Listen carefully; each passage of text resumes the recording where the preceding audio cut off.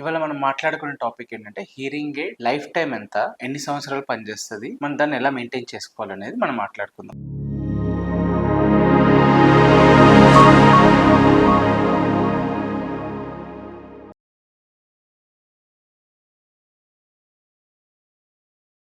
చాలా మందికి తరచుగా వచ్చే ప్రశ్న ఏంటంటే హియరింగ్ ఎయిడ్ మాకు 2 సంవత్సరాలు పనిచేస్తుందా, 5 సంవత్సరాలు పనిచేస్తుందా, లేదా 7 సంవత్సరాలు పనిచేస్తుందా? నిజానికైతే ఇది మొత్తం ఆధారపడి ఉండేది మీరు దాన్ని హియరింగ్ ఎయిడ్ ఎలా మెయింటైన్ చేస్తున్నారని దాని బేసిస్ మీదే ఉంటది. మీరు దాన్ని రెగ్యులర్ గా వాడుతూ మంచిగా నీట్ గా మెయింటైన్ చేసుకుంటూ ఉంటే హియరింగ్ ఎయిడ్ లైఫ్ అనేది ఎక్కువ కాలం వస్తుంది. అదే మీరు దాన్ని నీట్ పెట్టుకోకుండా ఇష్టం వచ్చినట్టు వాడుతూ దాన్ని సరిగ్గా ఛార్జింగ్ చేయకుండా బ్యాటరీస్ ఇష్టం వచ్చినట్టు వాడుతూ ఉంటే మీకు ఆబ్వియస్లీ హియరింగ్ ఎయిడ్ అనేది పాడవుతూ ఉంటుంది. ఇంకొకటి ఏంటంటే చాలా మందికి ఉండే ప్రశ్న, వారంటీ అయిపోయిన వెంటనే మాకు హియరింగ్ పనిచేయడం ఆగిపోతుందా? వారంటీ అనేది మీకు జస్ట్ కంపెనీ నుంచి వచ్చే ఇన్ని సంవత్సరాలు మీకు ఫ్రీ వారంటీ అనేది ఇస్తాము, మీకు ఫ్రీ సర్వీస్ అనేది ఇస్తాం, రిపేర్ లో వచ్చినా మీకు చూసుకుంటానని తప్పితే కానీ హియరింగ్ ఎయిడ్ పనిచేయడం ఆగిపోతుంది మాత్రం కాదు. హియరింగ్ ఎయిడ్ మీకు చాలా ఫ్రీక్వెంట్ గా మినిమం పనిచేసేది 5 to 7 years అనేది పనిచేస్తుంది ఏ హియరింగ్ ఎయిడ్ అయినా కూడా. ఇవాళ మనం దాన్ని మెయింటెనెన్స్ ఎలా చేయాలని చూసుకుందాం. ఓకే, ఫస్ట్ మనం బ్యాటరీ హియరింగ్ ఎయిడ్స్ గురించి చూసుకుందాం. సో ఫస్ట్ బ్యాటరీస్ ఎలా అంటే, చాలా మంది బ్యాటరీ కంపార్ట్మెంట్స్ ని ఇలా ఓపెన్ చేసి వాడడం అనేది పర్ఫెక్ట్ పద్ధతి. ఓకే, మనం దీన్ని హియరింగ్ ఎయిడ్స్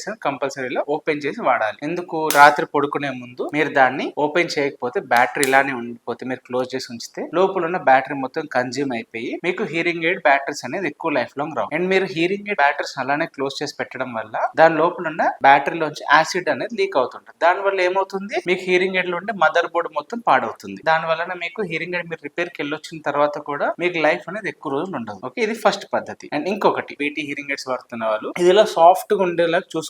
ఈ టిప్ మనకి సాఫ్ట్ గా ఉండేలానే చూసుకోవాలి. ఎప్పుడైనా కూడా హార్డ్ అయింది అనుకోండి, మనకి సౌండ్ అవుట్పుట్ అనేది సరిగ్గా రాదు. అండ్ ఇక్కడ మనకి ఇన్ జనరల్ వ్యాక్స్ ఎక్కువ పేరుకోవడం చాలా కామన్. చాలా మందికి మనకి వ్యాక్స్ రావడం కామన్, కొంతమందికి మరీ ఎక్కువగా వస్తూ ఉంటది. సో ఇక్కడ ఈ వ్యాక్స్ అనేది మనకి ఎప్పుడైతే బ్లాక్ అయిపోతుందో శబ్దాలను బయటకు మనకి సరిగ్గా వినిపించవు. ఇది మనం ఎలా క్లీన్ చేసుకోవాలి? డైలీ నైట్ హియరింగ్ ఎయిడ్ వాడడం అయిపోయిన తర్వాత క్లాత్ తోటి జస్ట్ టిప్ ని మీరు ఇలా క్లీన్ చేస్తే సరిపోతుంది. ఓకే, డైలీ నైట్ పడుకునే ముందు కంపల్సరీ హియరింగ్ ఎయిడ్ టిప్స్ ఇలా క్లీన్ చేసుకోవాలి. అలా క్లీన్ చేసుకొని లోపల వరకు ఏదైనా వ్యాక్స్ వెళ్తే మీకు ప్రతి హియరింగ్ ఎయిడ్ కి ఒక బ్రష్ ఇస్తారు. ఓకే, ఆ బ్రష్ తో పాటు మీరు జస్ట్ వ్యాక్స్ ని బయటకి క్లియర్ చేసేసుకుంటే సరిపోతుంది. ఓకే, ఇది మనం బీటీ హియరింగ్ ఎయిడ్స్ వాడే పద్ధతి అండ్ బ్యాటరీ హియరింగ్ ఎయిడ్స్ వాడే పద్ధతి. సెకండ్ ది ఆర్ఐసి హియరింగ్ ఎయిడ్స్ వద్దాం. చాలా మంది ఏం చేస్తారు, ఆర్ఐసి హియరింగ్ ఎయిడ్స్ పెట్టుకునే ముందు ఇలా చెవులో పెట్టేసుకొని తిప్పడం అవన్నీ చేస్తుంటారు. దాని వల్ల ఏమవుతుంది, మనకి రిసీవర్ అనేది తొందరగా పాడయ్యే ఛాన్సెస్ ఉంటాయి. హియరింగ్ ఎయిడ్ రిసీవర్ మీకు కొంచెం స్ట్రాంగ్ గానే ఉంటుంది, కానీ మన నూరికి ట్విస్ట్ చేస్తూ పెడుతూ ఉంటే రిసీవర్ అనేది తొందరగా ఇరిగిపోతుంది. ఓకే,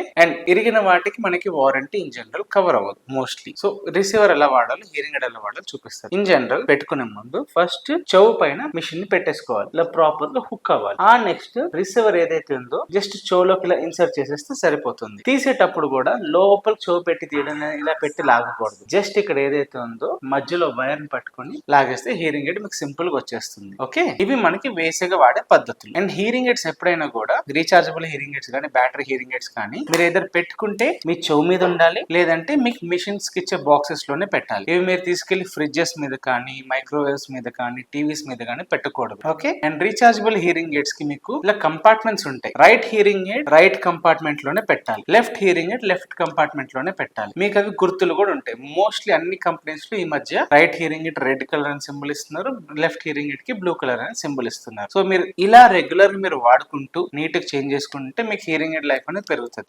ఆర్ఐసి హియరింగ్ ఎయిడ్స్ లో కూడా మీకు వ్యాక్స్ అనేది ఎక్కువ వస్తున్నప్పుడు మీ టిప్స్, దీన్ని మనం టిప్స్ అంటాం. ఓకే, ఈ టిప్స్ ఏవైతే ఉన్నాయో అట్లీస్ట్ బాగా ఎక్కువ వ్యాక్స్ వస్తున్న వాళ్ళకి ఇయర్లీ వన్స్ ఆర్ 6 months కి ఒకసారి చేంజ్ చేసుకుంటూ ఉండడం మంచిది. ఓకే, అండ్ లోపల మీకు కనిపించే వ్యాక్స్ ఫిల్టర్స్ కూడా 3 months కి ఒకసారి ఆర్ వీలుంటే 1 month కి ఒకసారి చేంజ్ చేసుకోవడం ఉత్తమం అంటాం. ఓకే, ఇలా మీరు రెగ్యులర్ మెయింటైన్ చేసుకుంటేనే మీ హియరింగ్ ఎయిడ్స్ 5 to 7 years అనేవి వస్తాయి. లేదంటే మీ హియరింగ్ ఎయిడ్స్ వారంటీ లోపలే పాడైపోవచ్చు. సో ఎప్పుడైనా మీకు ఏం డౌట్స్ ఉన్నా కూడా రెగ్యులర్ ఫాలో అప్స్ కోసం ఒక ఆడియాలజిస్ట్ కన్సల్ట్ అవ్వండి. ఇవన్నీ కాకుండా మనకి హియరింగ్ తక్కువ అనిపిస్తున్నప్పుడు ఒక్కసారి మీరు మీ ఆడియాలజిస్ట్ కన్సల్ట్ అయినప్పుడు మీకు ఫైన్ ట్యూనింగ్స్ అనేవి చేస్తుంటారు. అది మీకు వినికిడి పెరగడం వల్ల కూడా ఉండొచ్చు. సో మీకు regular fine tunings, hearing aid care ఇవన్నీ చూసుకుంటూ ఉండడం వల్లనే మీ హియరింగ్ ఎయిడ్ లైఫ్ అనేది ఉంటుంది.